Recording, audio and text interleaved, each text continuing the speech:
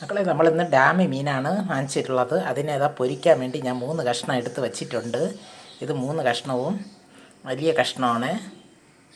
ഈ 3 കഷ്ണത്തിൽ മസാല ഞാൻ പുരട്ടിയൊക്കെ വച്ചിട്ടുണ്ട്. അത് നിങ്ങളെ ഞാൻ കാണിച്ചില്ല. ഇത് എങ്ങനെയൊക്കെയുള്ള മസാല എന്ന് പറഞ്ഞാൽ 1/4 ടീസ്പൂൺ കണക്കാക്കി മല്ലിപ്പൊടി ചേർത്തിട്ടുണ്ട്, 1/4 ടീസ്പൂൺ കണക്കാക്കി മഞ്ഞ ചേർത്തിട്ടുണ്ട്, 1 സ്പൂണ് കാശ്മീരി മുളക്, പിന്നെ 1 കഷ്ണം ഇഞ്ചി, ചെറിയ 1 കഷ്ണം ഇഞ്ചി, 6 അല്ലി വെളുത്തുള്ളി, 1/2 സ്പൂണ് കുരുമുളക്, പിന്നെ ശകലം പുളി, 1 നുള്ളു പുളി. നാരങ്ങയ്ക്ക് പകരമാണ് ഞാൻ പുളി ചേർത്തത്. നാരങ്ങ ഇല്ലാത്തതുകൊണ്ട് പുളി ചേർത്ത്, പക്ഷേ പുളിയും ചേർക്കാം നാരങ്ങയും ചേർക്കാം. പിന്നെ 1/2 സ്പൂണ് കണക്കാക്കി പെരിഞ്ചീരകം ചേർത്തിട്ടുണ്ട്, 1/4 സ്പൂണ് കണക്കാക്കി ഗരം മസാല ചേർത്തിരിക്കണം. മീൻ മസാല നിങ്ങൾക്കുണ്ടെങ്കിൽ അത് ചേർക്കാം. എൻ്റെ കയ്യിൽ മീൻ മസാലയ്ക്ക് പകരമാണ് ഞാൻ കറി മസാല ചേർത്തിരിക്കുന്നത്. കല്ലുപ്പ് ചേർത്തിട്ടുണ്ട്, പിന്നെ കരിയപ്പല. ഇത്രയും ചേർത്താണ് ഈ മസാല ഞാൻ അരച്ച് ഈ മീനിൽ തേച്ച് പിടിപ്പിച്ചിരിക്കുന്നത്.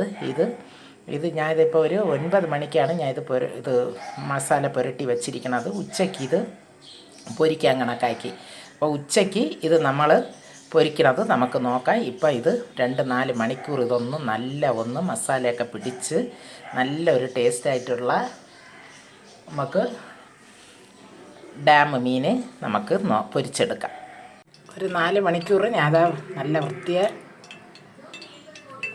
വച്ചിട്ടുണ്ടായിരുന്നു. ഇത് നല്ലത് മസാല എല്ലാം പിടിച്ച് നല്ല ഊറിയിരിക്കുകയാണ്. ഇനി നമുക്ക് ഇതിലോട്ട് ഒന്ന് ഇട്ട് കൊടുക്കാം, എണ്ണയിലോട്ട്. ഇരുമ്പിൻ്റെ ചട്ടിയാണ് ഞാൻ ഇവിടെ എടുത്തിട്ടുള്ളത്. കുഴിഞ്ഞ ചട്ടിയാണ് ഇത്. ഓംപ്ലേറ്റൊക്കെ ഇടുന്ന ചട്ടിയാണ്. ഈ ചട്ടിയിലാണ് പൊരിക്കാൻ പോണത്. ആദ്യം ഇതിൽ നമുക്ക്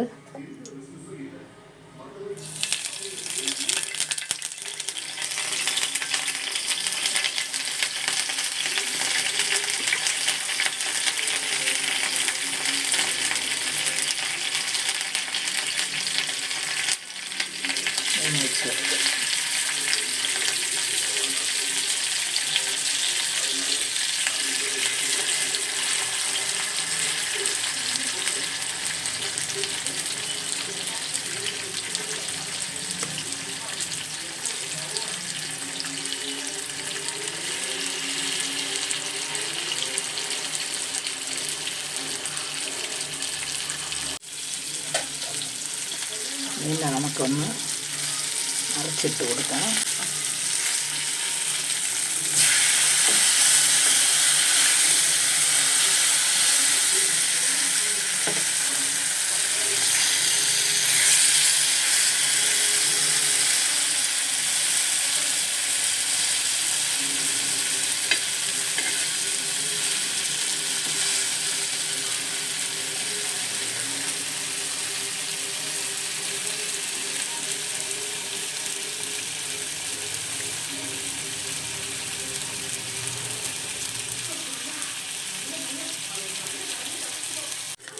വെന്തിട്ടുണ്ട് മീൻ.